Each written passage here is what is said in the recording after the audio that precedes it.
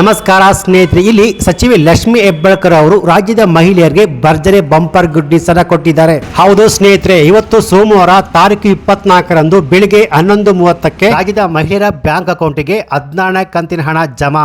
ಮಾಧ್ಯಮದವರು ಕೇಳಿದ ಪ್ರಶ್ನೆಗೆ ಸಚಿವೆ ಲಕ್ಷ್ಮಿ ಹೆಬ್ಬಾಳ್ಕರ್ ರಾಜ್ಯದ ಮಹಿಳೆಯರಿಗೆ ಭರ್ಜರಿ ಬಂಪರ್ ಗುಡ್ ನ್ಯೂಸ್ ಅನ್ನು ಕೊಟ್ಟಿದ್ದಾರೆ. ಹೌದು ಸ್ನೇಹಿತರೆ, ಕೊನೆಗೂ ಗೃಹಲಕ್ಷ್ಮಿ ಯೋಜನೆಯ 3 ಕಂತುಗಳು ಹಣ ಜಮಾ. ಹೌದು, ಇಷ್ಟು ದಿನ ಗೃಹಲಕ್ಷ್ಮಿ ಯೋಜನೆಯ 16, 17, 18 ಕಂತಿನ ಹಣ 600 ರೂಪಾಯಿ ಹಣ ಬಂದಿಲ್ಲ ಅಂತ ಬೇಜಾರಲ್ಲಿದ್ದ ರಾಜ್ಯದ ಮಹಿಳೆಯರಿಗೆ ಸಚಿವೆ ಲಕ್ಷ್ಮಿ ಹೆಬ್ಬಾಳ್ಕರ್ ಅವರು ಭರ್ಜರದ ಬಂಪರ್ ಗುಡ್ ನ್ಯೂಸ್ ಅನ್ನು ಅನೌನ್ಸ್ ಮಾಡಿದ್ದಾರೆ.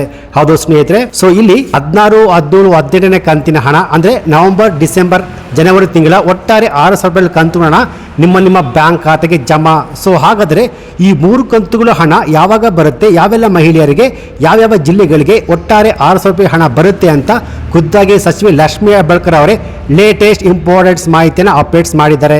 ಸೊ ಬನ್ನಿ ನೋಡೋಣ, ಕಂಪ್ಲೀಟ್ ಆದ ಮಾಹಿತಿ ಸ್ಟೆಪ್ ಬೈ ಸ್ಟೆಪ್ ಈ ಒಂದು ವಿಡಿಯೋದಲ್ಲಿ ತಿಳಿಸ್ಕೊಡ್ತೀನಿ.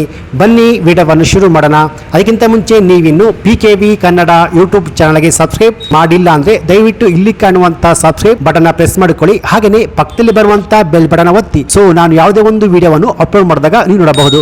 ಹಾಗೆಯೇ ಅನೇಕ ಜನ ವಿಡಿಯೋವನ್ನು ನೋಡ್ತಾ ಇದ್ದೀರಾ, ಆದರೆ ಸಬ್ಸ್ಕ್ರೈಬ್ ಮಾಡ್ತಿಲ್ಲ. ದಯವಿಟ್ಟು ಸಬ್ಸ್ಕ್ರೈಬ್ ಮಾಡ್ಕೊಳ್ಳಿ. ಯಾಕೆಂದ್ರೆ ನೀವು ಮಾಡುವ ಒಂದೇ ಒಂದು ಲೈಕ್ ಮತ್ತೆ ಸಬ್ಸ್ಕ್ರೈಬ್ ಇಂದ ನಿಮಗೆ ಇದೇ ರೀತಿಯಾದ ಉಪಯುಕ್ತ ಮಾಹಿತಿಗಳು ಕಂಟಿನ್ಯೂ ಆಗಿ ಸಿಗುತ್ತೆ. ಅದು ಸ್ನೇಹಿತರೆ, ಗೃಹಲಕ್ಷ್ಮಿ ಯೋಜನೆ ಹಣ ಸರಿಯಾಗಿ ಬರ್ತಿಲ್ಲ ಅಂತ ಅನೇಕ ಆರೋಪಗಳು, ಹಾಗೆಯೇ ರಾಜ್ಯದ ಗೃಹಿಣಿಯರು ರಾಜ್ಯ ಸರ್ಕಾರಕ್ಕೆ ಇಡೀ ಶಾಪವನ್ನೇ ಹಾಕುತ್ತಿದ್ದಾರೆ. ಇನ್ನು ನಮಗೆ ಗೃಹಲಕ್ಷ್ಮಿ ಯೋಜನೆಯ 3 ಕಂತುಗಳ ಹಣ ಬಂದಿಲ್ಲ ಅಂತ ಇದ್ದವರಿಗೆ ಇಲ್ಲಿ ಸಚಿವೆ ಲಕ್ಷ್ಮಿ ಹೆಬ್ಬಾಳ್ಕರ್ ಅವರು 3 ಕಂತುಗಳ ಹಣವನ್ನು ಒಟ್ಟಿಗೆ ಬಿಡುಗಡೆ ಮಾಡ್ತೀವಿ ಅಂತ ರಾಜ್ಯದ ಗೃಹಿಣಿಯರಿಗೆ ಭರ್ಜರಿ ಬಂಪರ್ ಗುಡ್ ನ್ಯೂಸ್ ಅನ್ನ ಕೊಟ್ಟಿದ್ದಾರೆ. ಹೌದು, ಇಲ್ಲಿ ಸಚಿವೆ ಲಕ್ಷ್ಮಿ ಹೆಬ್ಬಾಳ್ಕರ್ ಕ್ಲಿಯರ್ ಸ್ಪಷ್ಟನೆಯನ್ನ ಕೊಟ್ಟಿದ್ದಾರೆ. ಅಷ್ಟೇ ಅಲ್ಲದೆ ಬಾಕಿ ಇರುವ 3 ಕಂತುಗಳ ಹಣ ಅಂದ್ರೆ 16, 17, 18 ಒಟ್ಟು 600 ರೂಪಾಯಿ ಹಣ ಒಟ್ಟಿಗೆ ನಿಮ್ಮ ಬ್ಯಾಂಕ್ ಖಾತೆಗೆ ಜಮೆ ಮಾಡುತ್ತೇವೆ ಎಂದು ಸ್ಪಷ್ಟನೆಯನ್ನ ಹೇಳಿದ್ದಾರೆ.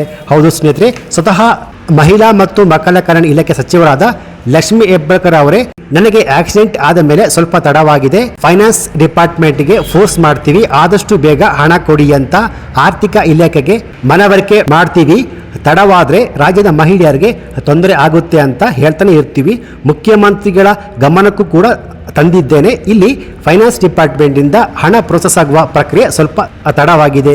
ಇಲ್ಲಿ ನನಗೆ ಕಾರ್ ಆಕ್ಸಿಡೆಂಟ್ ಆದ್ದರಿಂದ ಆಲ್ಮೋಸ್ಟ್ 40 ದಿನಗಳ ಕಾಲ ನಾನು ರೆಸ್ಟ್ ನಲ್ಲಿ ಇದೆ. ಸೊ ಆದ್ರಿಂದ ಸ್ವಲ್ಪ ತಡವಾಗಿದೆ. ಆದ್ರೆ ಇಷ್ಟು ದಿನ ಮಹಿಳಾ ಮತ್ತು ಮಕ್ಕಳ ಕಲ್ಯಾಣ ಇಲಾಖೆಯಿಂದ ಹಣ ಮಹಿಳೆಯ ಬ್ಯಾಂಕ್ ಅಕೌಂಟ್ಗೆ ಹಣ ಬಿಡುಗಡೆ ಆಗ್ತಿತ್ತು. ಸೊ ಆದ್ರೆ ಇನ್ನು ಮುಂದೆ ಅದೇ ರೀತಿ ಆದ್ರೆ ಇಲ್ಲಿ ಬೆಂಗಳೂರಿನ ಉಪನಿರ್ದೇಶಕರ ಮೂಲಕ ಹಣ ಮಹಿಳೆಯ ಬ್ಯಾಂಕ್ ಖಾತೆಗೆ ವರ್ಗಾವಣೆ ಆಗಲು ಸ್ವಲ್ಪ ಪ್ರೋಸೆಸ್ ನಿಂದ ಸ್ವಲ್ಪ ತಡವಾಗಿದೆ. ಆದ್ರೆ ಬಾಕಿ ಇರುವ 3 ಕಂತುಗಳ ಹಣ ಅಂದ್ರೆ 16, 17, 18 ನವೆಂಬರ್, ಡಿಸೆಂಬರ್, ಜನವರಿ ತಿಂಗಳ ಹಣವನ್ನು ಒಟ್ಟಿಗೆ ಮಹಿಳೆಯರ ಬ್ಯಾಂಕ್ ಖಾತೆಗೆ ಜಮೆ ಮಾಡ್ತೀವಿ ಅಂತ ಖುದ್ದಾಗಿ ಸಚಿವೆ ಲಕ್ಷ್ಮಿ ಹೆಬ್ಬಾಳ್ಕರ್ ಅವರೇ ಸ್ಪಷ್ಟನೆ ಕೊಟ್ಟಿದ್ದಾರೆ. ಅದು ಸ್ನೇಹಿತರೆ, ಸೊ ಇಲ್ಲಿ ನೀವು ಲೈವ್ ಆಗಿ ನೋಡಿ ಸಚಿವೆ ಲಕ್ಷ್ಮಿ ಹೆಬ್ಬಾಳ್ಕರ್ ಅವರು ಏನು ಹೇಳಿದ್ದಾರೆ ಅಂತ ನೋಡಿ. ಗೃಹಲಕ್ಷ್ಮಿ ಯೋಜನೆ ನನಗೆ ಆಕ್ಸಿಡೆಂಟ್ ಆದಮೇಲೆ ಸ್ವಲ್ಪ ಒಂದು 3 ತಿಂಗಳ ಸ್ವಲ್ಪ ಡಿಲೇ ಆಯಿತು. ಯಾಕಂತಂದರೆ ನಾವಿದ್ದಾಗ ಏನಾಗ್ತೀವಿ, ಫೈನಾನ್ಸ್ ಡಿಪಾರ್ಟ್ಮೆಂಟಿಗೆ ಪದೇ ಪ್ರೆಷರ್ ಹಾಕ್ತೀವಿ.